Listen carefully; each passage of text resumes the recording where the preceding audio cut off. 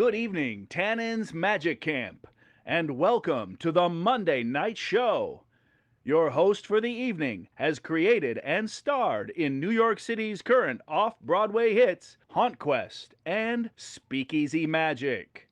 Please welcome Todd Robbins. Oh, well, welcome everyone. Welcome.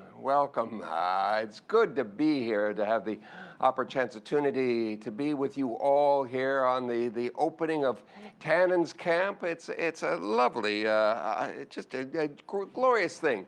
And I hope you all enjoy your week of magic. It is a lovely thing to be part of this opening because we have a lovely, wonderful lineup of folks that are going to be amazing and amusing, confounding and confusing you tonight. And, you know, the thing about it is that this week that you're going to experience, I guarantee you remember for as long as you live. And tonight, to get things rolling here, basically what we're going to do is something very special here. No two ways about it. Let's just do this. We're doing this backwards, aren't we? Oh, what the hell? We have a full house for you here tonight. Now, this doesn't really look like a winning hand. Aces, a king, a queen, and a joker. But trust me, tonight it will do the job very nicely. It is a winning hand. To get things started here, we're going to be doing the ace is up first. This is a gentleman who specializes in what's known as mentalism, the art of knowing what you're thinking, and no one does it better than him. He just finished a wonderful extended run with his virtual Conjurers Club up at the American Repertory Theater, and hopefully one day this concept, the Conjurers Club, will become a reality. A brick and mortar here in New York will have a permanent home for magic. It would be a lovely, lovely thing. So you are in for a treat. Everyone, please welcome the one and only Vinny DePonto. Hello, campers. Hi, everyone. Thank you so much for being here. And by here, I mean, wherever you are. A couple things you should know before we begin tonight. First and foremost, everything you see all of us do tonight is done completely unaided. There are no plants or actors in the audience. You are all arguably normal people. And secondly, you should know this is a participatory show. I'm a mind reader. I need minds to read. Otherwise, it's me just shouting things. Kathy, I'm getting a Kathy. See, not as good. So that being said, let me explain how this will work. We have a few campers in the front row, and their faces will appear on the screen like this. Hi, campers. How are you? Good. Can't quite hear you, but we'll see if we can get that working. Wave, hello. Oh, there you are. Hi. Good to see you. We have not set anything up, and just so you know, I'm not out to embarrass you in any way, shape, or form. Just know there's no place to hide. Like right now.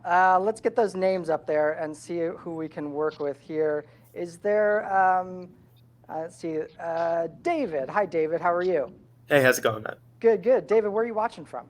I'm on Long Island, New York. Long Island, very nice. David, I'm watching you right here. I have a little monitor right here, so sorry if my eyes drift down. David, I'm talking about doing a little mind reading this evening, but I wanted to start with a little mind control.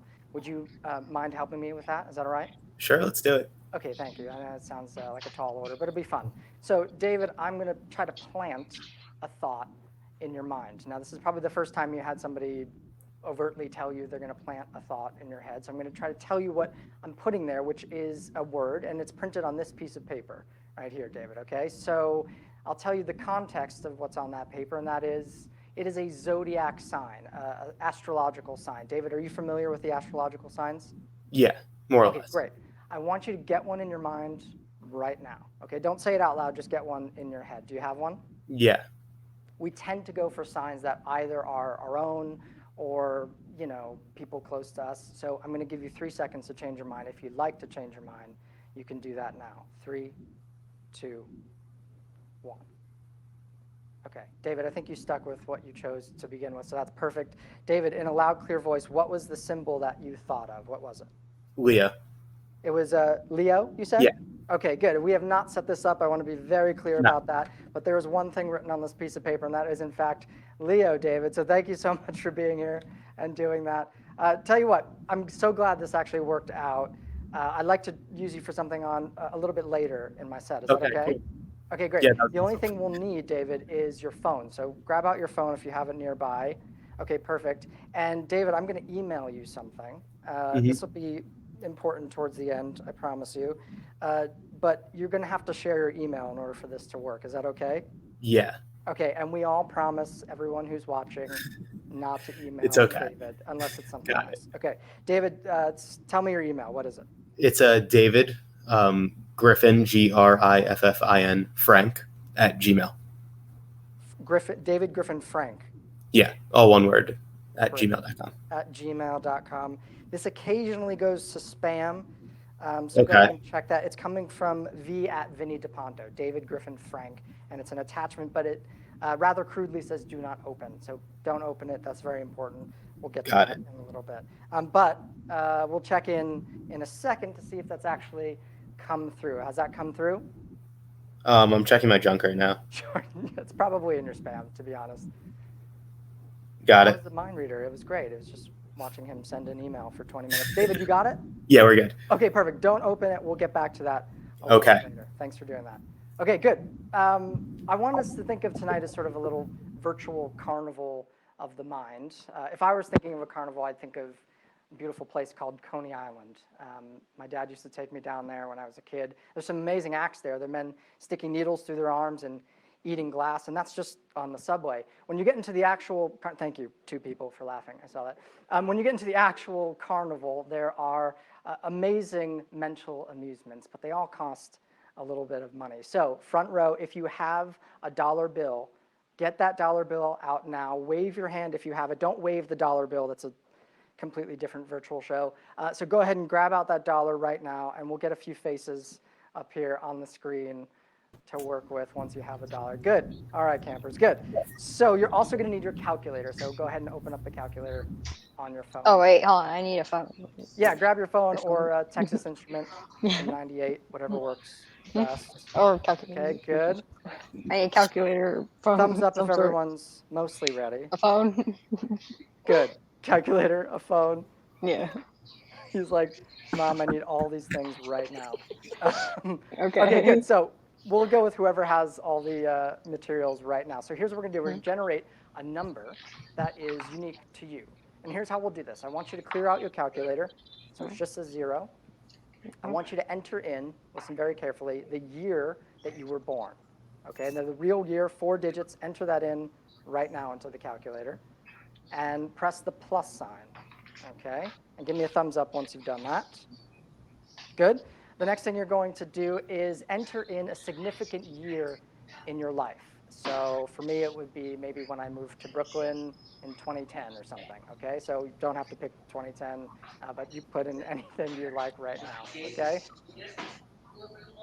Once you put in that 4-digit number, press the plus sign and give me a thumbs up. Good. Okay, the next thing you're going to put in is how many years, what's the difference of the year, the significant year, and basically right now. So for instance, if I chose 2010, it would be 11 years since 2010. So you're going to put the difference of that time into the calculator now. Sorry to make you do a little mental math, but you know, we got to do that at Tannen's Camp. So go ahead and press the difference in, give me a plus, press the plus sign, give me a thumbs up once you've done that. Good, I've lost all of you. No, okay, good. The penultimate thing we're going to put in is your age. So put in your real age. Don't worry, I'm not going to have you share this. And press the plus sign. Give me a thumbs up once you've done that. Good. And the last thing you're going to put in is the last 4 digits of your Social Security. No, I'm just kidding. The last 4 digits of the dollar bill that you have right there. Okay, so the last 4 digits on the serial number. It's a little green number on the Washington side or the president's side. Just look at those last 4 digits, obviously not the letter. Put that in and press the equal sign. You should have a 4, 5, 6-digit number right there in front of you. If that's the case, go ahead and give me a thumbs up if you have a total so I can see what we're working with. Good. We'll get the names up here in just a second just so I can see. Good. All right. So I'm going to work with somebody else here. We're just going to, I don't know who you are. Who has the headphones? Okay, perfect. So let me just see. Chase. Hi, Chase. How are you? Hi. Chase. Hello. Good. Chase, do you have a total number? Yeah, but I'm scared I might get it wrong. No, you're fine, Chase. Don't worry about it. Chase, I want you to think of how many digits are in this number. So it's either 4 digits, 5 digits, 6 digits. That's all you have to do. Sound good? Okay. Chase, you're going to send me the first digit right now, just through the screen. Okay. This is a 4-digit number. Is that right? No, it's a 5. Oh, it's a 5. Okay. Mind reading is hard, Chase. Okay. 5. We're going to go with this. Send me the second digit. Okay, good. And the third. And the fourth. Okay, Chase. And the fifth. Good, Chase. We're going to get you sort of spotlit here just so I can see you nice and big. I'm going to place my prediction right here. Chase, in a loud, clear voice, what was the 5? Oh, actually, before you do that, David, let's go back to David real quick. Sorry about that. David, what was your number in a loud, clear voice? What was your total? My number was 11,059. 11,059. Chase, was that in fact your total? No. That would have been amazing, though, if that actually worked. Chase, yeah. that was just to make sure everyone has a different number. Don't worry, you didn't do anything Okay, wrong. good. Thank you, I David. was kind of scared. Chase, what was your 5-digit number in a loud, clear voice? All right, my 5-digit number was 12,691. 12,000. 691. 12,691. Is that? Okay, Yes. and we have not set this up. That's very important. Chase, I want to show you this. 12,691. Let's get that focus there. Can you see that? That is just for you, my friend. Thank you so much for doing that. Chase, thank you. You were perfect. You were awesome. Thank you. Yeah. All right. Good. So I want to take you to a part of the carnival, a little virtual carnival of the mind here, that I got this next item from, and it's right here. And that is called a pendulum. Now, this is a little dusty old back booth in the back of a carnival. It usually has a third eye symbol right in the front. And we're going to all make a little makeshift pendulum right now. So if you have a piece of floss or a piece of string and a ring or a key, get those items out right now. We're going to make a little makeshift pendulum, okay? So we'll get a few faces up here, see if we're making a little makeshift pendulum. Great. Chase, by the way, did you have a birthday yet this year or no? Yes. You had a birthday. Okay, well, that was a little belated birthday present for you. Thank you, Chase. I appreciate that. So you're going to take your floss or your string and loop it through your ring. All of you can do this now. And take both ends and hold it up into your fingers like this. So you should have a heavy object with a string right up here. Good, very nice. And hold it up in front of the camera so we can all see it. Really nice. Good, Gigi, good. Okay, so hold that right in front and you're going to listen to my voice. Imagine I'm in your space right now and I'm just taking the pendulum and just pushing it back and forth, left to right, left to right. And now there's nothing for you to do here. You just think about this and the pendulum will actually, good, go left to right. Good, David, very nice. Good, Gigi, good. Chase, very nice. Good. And then just in your mind, just think stop. And that pendulum will slow to a stop. Good. Now, just to make sure that wasn't a fluke, let's try this again with a circle this time. So imagine, again, nothing for you to do here. Just imagine the pendulum moving in a circle. And what you'll actually start to find is that pendulum will start moving in a circle. Very nice. Good. And just think stop, and then in your space right here, that pendulum will just slow to a stop. Very nice. Good. Chase, I think I'm actually going to do this with you in a second, and also Gigi. We'll get you both spotlit up here in a second. Gigi, I have a very specific task for you. I'd like you to go find an object in your space somewhere. Don't show it to the camera, but it's something important to you, maybe something that someone's given you. Can you do that for us? Okay, great. Go find something right now, and I'll work with Chase, and we'll get this going, okay? You have less than a minute. So go ahead and find something. Don't show it to camera and bring it back here, unless you have it in arm's reach. Oh, you have it already. Okay, great. Yeah. Okay, good. Chase, I want to try this with you. I know we just worked together, but let's see if this works. Chase, I want you to look at the last 4 digits on your serial number, on your dollar bill there. So look at that dollar bill you used. Look at the last 4 digits Okay, we'll start with the very last digit first, not the letter. All right, Chase, you got it? Okay. Just focus on that number, and I want you to imagine that my hand is your hand, okay? In fact, have your pendulum ready. Go ahead and hold it up like this. Wait, so it's the last 4 digits?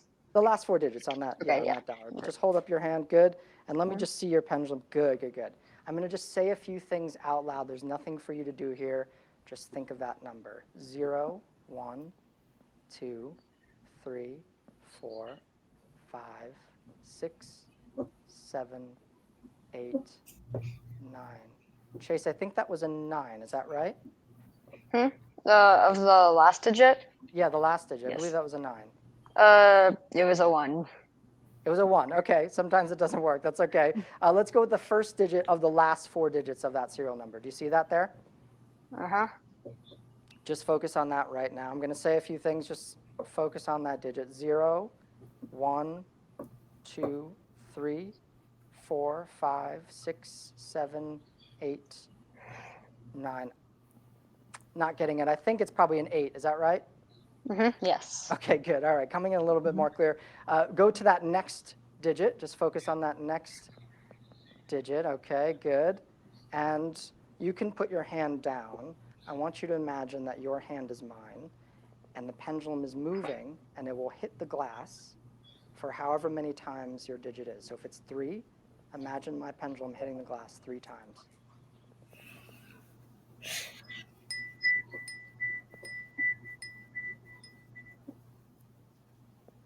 That sounded like a 6 to me. What was the number you were focusing on? It was 6. What did you say? 6? It was a 6. Okay, good. This is working perfectly. Let's switch to Gigi now. Gigi, you have your object. Don't show it to the camera just yet, but do you have it? Yeah. Okay, great. And this is something somebody special has given to you, yes? Okay, good. Focus on the name of this person. There's nothing for you to do here. Just imagine their name is on a big marquee sign.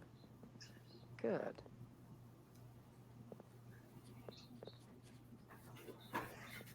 It's a fairly short name, right? 5 or 6 letters.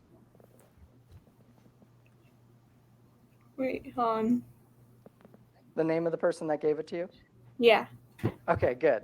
Well, let's see if this works. All right, and focus on the object now, Gigi. Just focus on that.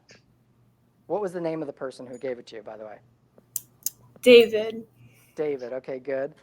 Focus on the object right now. Best way to do this is to imagine David actually giving it to you. Okay, so picture David in your mind. See the texture, the color, everything you can see right there in front of you. I believe it's that. Fairly small object, right? You can see it in your hand, right? It can fit in your hand, is that right? Okay, good. Gigi, we'll see if this works. I'm sticking with this in a loud, clear voice. Well, actually, just show us the object first. What was the object that you chose in your space? Pearls. It's pearl, so a pearl necklace. And David gave you this necklace, yes? Yeah. Okay, and who is David? Is this David in the stream right now? No. No. It's Okay. my dad. Your dad. Okay, so your dad gave it to you. I want to show you. I didn't exactly get everything right, but I want to show you pearls is what I was picking up, and also be very fair about this right now. David, your father, gave it to you, and there it is, David, right there, Gigi. Thank you so much for That's doing so that. cool. Good. All right, so last thing I want to do is inspired by our sort of evening at the carnival, both together tonight, and I have a little tradition with my friends. Every year we go down to Coney Island. We see Todd Robbins sometimes down there, and we ride the rides, we play the games, and we get up to this big glass booth that's sort of part magic trick, part clairvoyant, and part game. And it's called Zoltar. And every single year I put $1 inside the machine and get my fortune told. And this last bit is inspired just by that. In fact, I have a Zoltar hand right here, actually from Coney Island. A friend of mine knows one of the mechanics, was switching it out. It's one of my prized possessions. Kind of nerdy, I know. But I need someone who can call a friend right now. So somebody not watching this stream, somebody who's a family member, go ahead and just wave your hand in front of the screen if you think you have somebody that you can call. Kella, was that Kella? Yeah, I have one too. Okay, Kella, do you have somebody you can call? Mm. Okay, who is that you're gonna call this evening? It's a close friend of mine. A close friend, and what's their name? Kiefer. Kiefer, okay, let's call Kiefer. I'm gonna have you read a few cue cards, and you're gonna try to plant a thought into Kiefer's head. Sound good? All right. Okay, let's see if we can get them on the phone. Do you want me to put on speaker? Or? No, you don't have to. You can talk directly to them. See if they answer.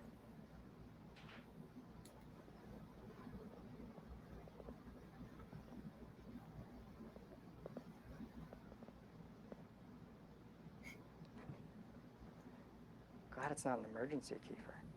I know. I'd be. If not, no worries. We can call somebody else. Hey, Kiefer. I'm watching this amazing mentalist. His name is Vinny DePonto. He wants me to try a mental experiment with you. Can I do it? Or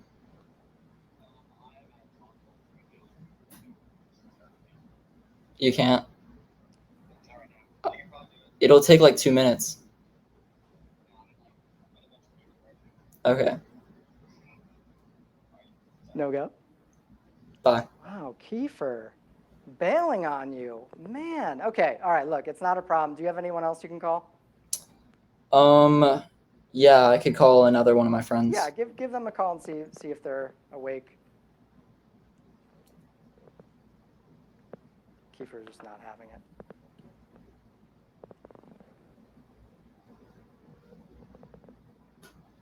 Really emphasize this line.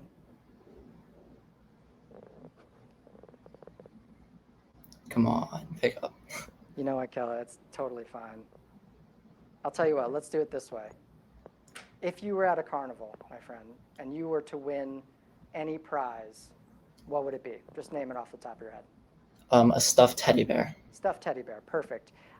If you were to get some ice cream after with some friends, what flavor would you get? Maybe don't say chocolate or vanilla, those are too common, but what would you get, just off the top of your head?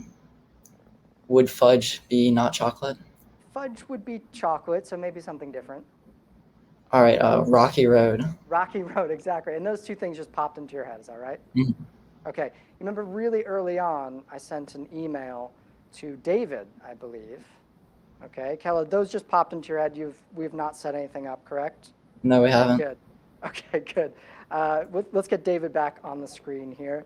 David, I sent you an email. The subject said, "Do not open. This is your time to shine." Okay, David, go ahead and open that email. Now, I've sent you a picture of a Zoltar card, sort of a custom Zoltar card that I made for tonight. Would you just describe the picture a little bit? What does it say? It says your future. Okay, your future. And it's like a little yellow ticket, yeah? Yeah, I could show it. It's like a yellow ticket. Great. You want me to read the little Sure, message? read what it says.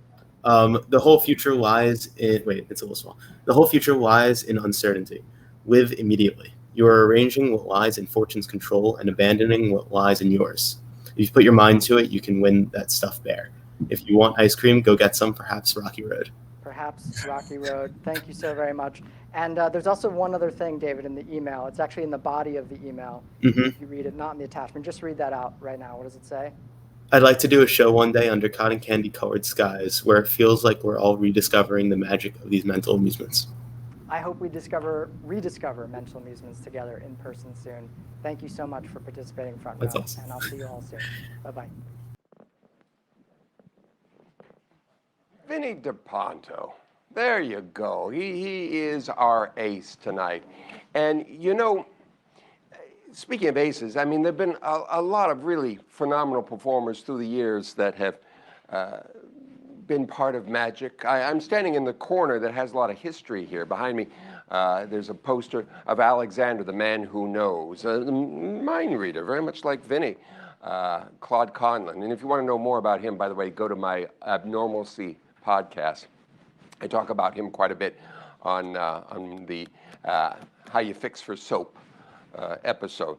But there's other things here. There's all kinds of Houdini things here, and just some of the greats. And this is going to embarrass him, I'll tell you right now, but we have here one of the greats performing as part of our show here. He is a man that, well, is truly the king of our hand here, I guess you could say.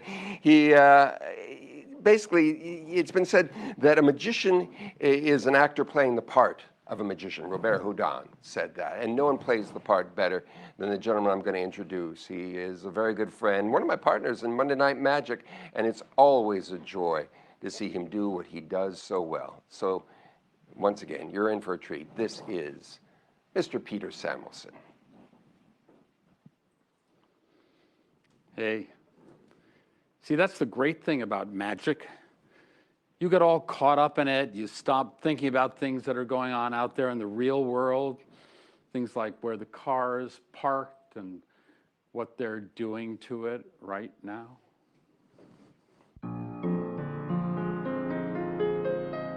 And that's rare in our lives. Usually we start thinking about things the way they used to be, or maybe the way they'll be next week if they just change a little bit. Yeah, I'm talking about relationships, it's true. Not the kind of relationship you might have with a bank teller or the laugh you might share over a lunch counter. But those relationships in our lives that make them worth living.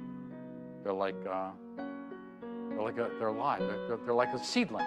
You can plant a seedling under concrete and it'll crack through. But you can also crush out the life between two fingers. They're delicate, they're fragile, they're easily broken.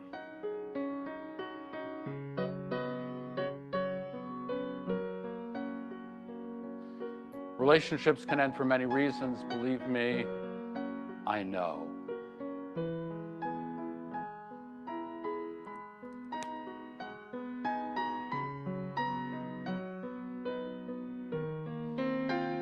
I once demanded great beauty. Whew.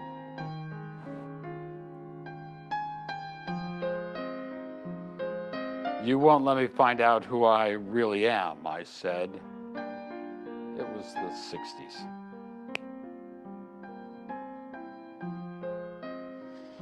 You're intellectually dull and your cooking's mundane, she said. And the tough one. Please don't go, I really need you. And oftentimes our relationships can end in this kind of destruction. And yet we keep hoping. We keep wishing. We keep trying to undo what's been done, to take back what's been said.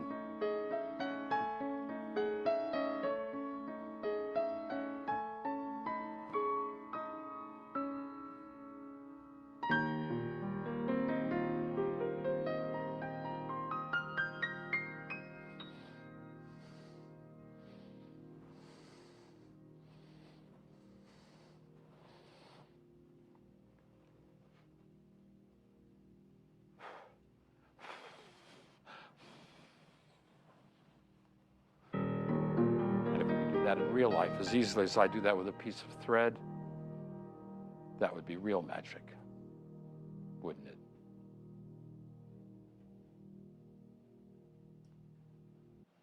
Mr. Peter Samuelson. There's no one that does that better, taking magic and truly making it magical with the lyricism like none other. He will be back doing another one of his signature pieces towards the end of the evening here. Now I have a question for you. What do you call a female magician? A magician. That's all you need. And if you want to define a magician, well, you just merely say a name. And that name is Rachel Wax. It is so wonderful to have her as part of this, and we're looking forward to having her back at Speakeasy Magics. It starts up at the end of the month. It's such a wonderful thing. It just knocks people off their chairs when she performs, as you're about to see. So here she is, Rachel Wax. Thank you so much. Thank you, Todd. Always a pleasure. As Todd said, my name is Rachel Wax, and I am so honored to be here doing this for Tannen's. Really a treat. And I do want to make something clear here. I don't do real magic. I don't think I do real magic. I think if I could, I probably wouldn't be doing a Zoom show from a magic shop in 90-degree Midtown of Manhattan. I would probably be like trying to solve world problems. Not like big world problems, I'm not Jesus, but like smaller everyday problems. You know, like the classic phone charger problem, right? There's 3 distinct types of phone chargers that everybody has. There's the super duper crazy long one that your friend lent you 5 years ago and it's been tangled at the bottom of your bag ever since. There's the super duper teeny tiny one that cost you $97 at the airport, but you were in a bind and Delta hates you. And then of course, there is the perfect phone charger, right? It's the perfect length so it doesn't get tangled with your stuff, but it's just long enough that you can have your phone charging while you doom scroll yourself to sleep. But it came with your phone and you haven't been able to find another one like it since. Because you know who hates you more than Delta? Apple. Apple hates you more than Delta. Now, my point is that if I could do real magic, I wouldn't have this problem, right? I could just very easily have whatever length phone charger I wanted. I'd be able to take the ends of those phone chargers and blow or say abracadabra or spin around 3 times, and I'd be able to pull the chargers to be any length that I wanted. I could have 3 perfect length phone chargers. Now, I think 3 of anything is too much. I mean, not kids. I don't mean like get rid of your kids. Relax. But 3 of any item is too much. So let's just say I get rid of 1. I give it to a friend. It's Christmas. I'm feeling generous. And I have 2 here. Now, in theory, if I could do real magic and I could have any length phone charger, they wouldn't just have to be this perfect medium length. If I needed a super long one, I could do that too. If I needed to charge my phone from one end of my apartment to the other, or you know, a makeshift dog leash or a noose, I don't know. It would be really simple, right? I'd be able to simply throw it in the air and I'd have 1 super long phone charger to do whatever it is I'd like. Now, the problem with doing real magic is that sometimes you might accidentally mess up. I don't know. What if, let's say, for instance, you accidentally, I don't know, take the ends off the phone charger? What are you going to do now? That's the most important part. Now you just have this weird circle of energy going around and around forever, not helping anybody. But you'd want to hone that magic. You'd want to be able to fix said problem. So I don't know. I'd probably be able to just like tie the ends of the charger right back on, blow, and I really do think they would melt right back on. Now, let's say I no longer need this super long charger, right? Let's say, I don't know, I invested in a dog leash, I went to therapy, and I want to go back to having my, it's my favorite line, and I want to go back to having perfect length phone chargers. It's no problem at all. I'd be able to just take out my super duper special magic phone charger cutters, and I'm of course kidding, those are fingers. Now, once again, I have these 3 perfect phone chargers, but as I said before, I cannot do real magic, so this is just a pipe dream. So I am, in fact, in 90-degree Midtown Manhattan, and I do, in fact, have 1 super crazy long phone charger, 1 super teeny tiny phone charger, and 1 perfect length phone charger. Now, I do want to do something else for you people, for you lovely folks. And I am going to need a little bit of help with it. It's not just me monologuing about the perils of phone charger length. So can I get somebody to help me out? You, sir, in the front. Would you mind coming up? Sure. Thank you so much. Please give him a silent virtual round of applause. Lovely to meet you. Nice to meet you. What's your name? Max. Max? Yes. I'm Rachel. Pleasure. It is a pleasure to meet me. Now, Max, I'm going to do something very, very difficult. Okay, so just buckle up. I want you to look impressed. Here's what's going to happen. You've seen card magic, right? Yeah. You know how to pick a card? Yeah, for sure. Got it. So you're going to pick a card. You're going to put it back in the deck. I'm going to throw all the cards in the air. I'm going to reach out like a Jewish ninja, and I'm going to catch your card. What? And everyone who's at home is going to be like, what? What a time to be alive. But this is very difficult. Yeah. It's even harder than it sounds. You need to have speed, agility, practice, none of which I have. So I don't want you to leave here, you know, disappointed if I can't do it. I mean, I will do it. Oh my God, thank you. My parents don't, so I appreciate that. If I can't do it, I don't want you to leave here disappointed, so you can have This isn't my shop. I can't give anything away, but I'll find a prize for you. Okay, a present. You can. Is that okay with you? Definitely. Okay, fantastic. So buckle up, because this is. Buckled. You're buckled in. Okay, because this is serious. This is going to be really serious. Max, right? Yes. Max, go ahead. Say stop anywhere you'd like. Stop. Right there. Yep. Fantastic. I want you to take that card. You can show it to the camera right there so that people can see. And actually, unlike some other magic tricks, it is okay if I see it. Okay. That's okay. Nothing bad's going to happen. I'm a professional. I know what it is. It's not a surprise. But I don't want you to think that I have a duplicate or anything. So I'm going to mark your card. I am going to rip it. Okay. You are going to hold on to that. You're welcome. Put it in your pocket. Hold it close to your heart. Don't ever let it go. Okay. And after this, frame it, because I'm very famous. Yeah, I don't want you to. Okay. So like I said, you chose a card. It's back in the deck. I'm going to throw all the cards in the air. I'm going to reach out. I'm going to grab your card, and you are going to lose your mind. Okay. Okay? I'm going to have you stand back just a little bit because I don't want to hit you with my magic powers. All right. Do you mind counting me down, though? Yeah, I don't know. Pick a number. 3. Let's go. 3, 2, 1.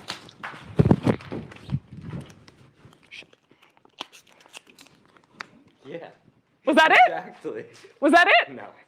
Really no, or like kind of no? No. Got it. Okay. You can cut this out. Oh, this is live. Got it. Okay. Still no. 3rd time's the charm. Okay. Close, but no. Okay. Trying to hide my disappointment. It's hard. Okay. Cool. Got it. Didn't work, but what are you gonna do? Not everyone can be Peter Samuelson. I wasn't planning on not being able to do it, so I don't have like a prize, and I'm not allowed to just like give you anything from the magic shop. So you can have whatever you want out of my purse. Yeah? Perfect. Okay, relax. Okay. Never stick a hand into a woman's purse. Something might bite you. You never know. Let's see. All right. Are you a women's 7? I'm pretty sure no. Okay, me either. Let's see. We have. You can't have my wallet. Sorry. Do you want? I'll take the Cliff Bar. Okay, a snack. Yeah. Okay. What flavor is it? White chocolate macadamia. Good for you. I'm really excited for you. I love that. I would like to. Do you mind? Would you share it? Yeah. We could enjoy it together. I wish you would. I'm not going to eat the wrapping. Now, before you open it all the way, would you please tell the audience what is in the Cliff Bar package that you're opening?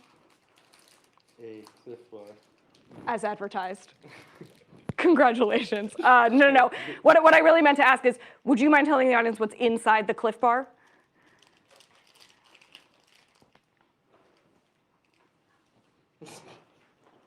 The rest of my card, it seems. Yeah. The Queen of Diamonds. And do you still have that corner? You can put that in my Yeah, I was hand. gonna say it's Yeah, right just in give the me all your hand. garbage. And can we just Yeah. make sure that fits? Thank you Sick. so much, Thank Max. you. You are wonderful. Pleasure. Thank Thank you you. so much for helping me out. Hey, take your food. There you go. Okay. Thank you so much for having me. Ah, Rachel Wax. There you go. There you have it. Well, yeah. I love Rachel. There's no one else like her, and this is cheaper than therapy. So she's great. She's just the best. And it's interesting. Vinny was talking about Coney Island and carnivals and things like that. And one of the cards we were using early on was the Joker, and that's me tonight, because I'm going to do something for you that is very Coney Island centric. It is an act that has kept me out of the big time all these years. Very simply, I am going to show you why they call me the Coney Island Glass Eater. It's a very simple act. What I'm going to do is I'm just going to take this light bulb, I'm going to unscrew it, and I'm going to chow down on the broken glass. You heard me right. I'm going to be chowing down on broken glass. Now, I got to tell you, this is the real deal. And if we were doing this live, if you were here, I would unscrew this and I would let you take a look at it and see for yourself that it is a real light bulb. Unfortunately, this is virtual, and the fact is I'm standing in a magic shop surrounded by all these tricky things. So you're probably not going to believe that this is made out of real glass. It's not candy or sugar or anything like that. I wouldn't fool you for nothing. I'd fool you for something, but not for nothing. So you're going to have to sort of take my word for it. This is something I've done a lot and become kind of well known for. And it is real and it is dangerous. And though you campers are here to learn things, don't go home and try this. No, this is so damn dangerous. Every once in a while when I bite into this, you might see a little trickle of blood. Oh, that was a dirty laugh. I'll have it dry cleaned.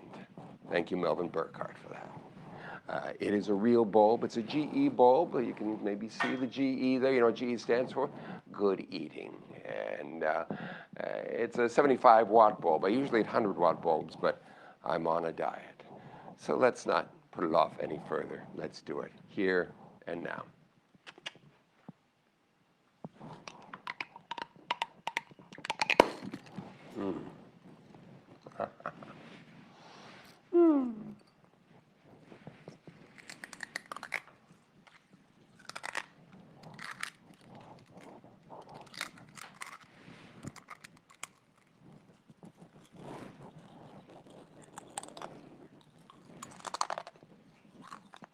Oh, look. Stuffing. I love stuffing.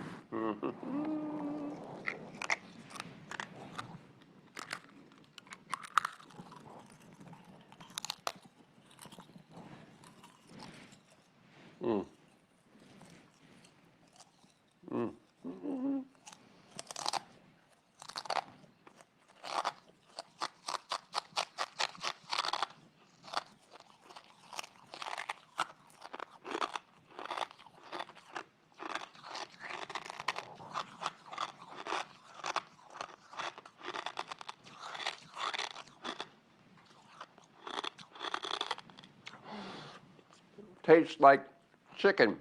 You know, there's one thing that makes us all worthwhile. That's the look on your faces. Even though this is virtual, I can see you out there. It makes this whole ordeal worth doing. Because you see the chewing up of the glass and the swallowing?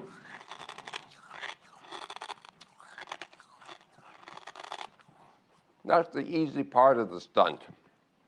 It's what's coming up a couple of days from now that I'm not looking forward to. Brings new meaning to the phrase light at the end of the tunnel, doesn't it? I'm not just talking about this one light bulb. Oh, no. You see, I had a light bulb in every performance. When I was working out in Coney Island doing this, I would eat as many as 8 or 9 light bulbs a day. I've eaten so much glass, I could poop a chandelier.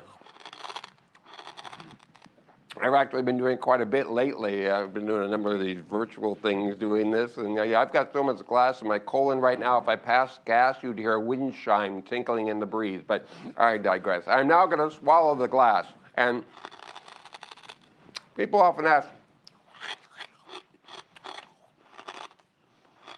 what's the proper beverage to serve with broken glass? And beer, wine, no, just good old water. But this is the most dangerous part of the stunt because all of this broken glass is going to be washed down with New York City water. Wish me luck.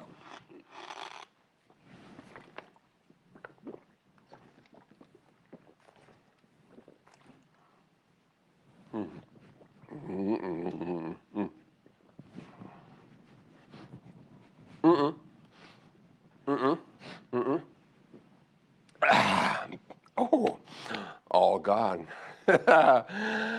I feel so much better after that light snack. Light snack, it's just like comedy.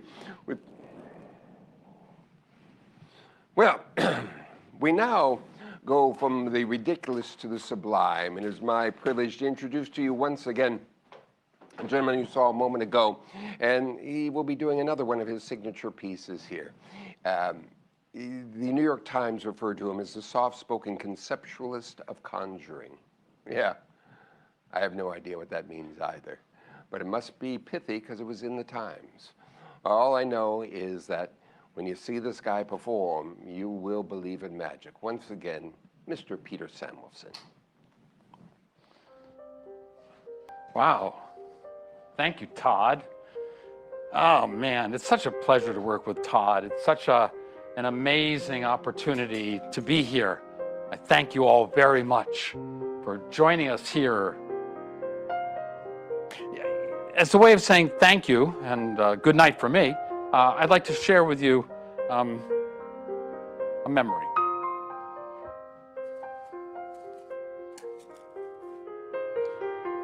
And leave a thought with you. As you go through life, you're going to find that at some point you lose some money. Oh, it happens. Sometimes you lose a possession, like a ring or a card. Hopefully you get it back as quickly as you did tonight. Sometimes we make friends. Sometimes we lose friends. There's one thing that nobody can take from us, that truly our most precious possessions, and those are our memories. We hope you carry away from this week and from this evening some fabulous memories of your own.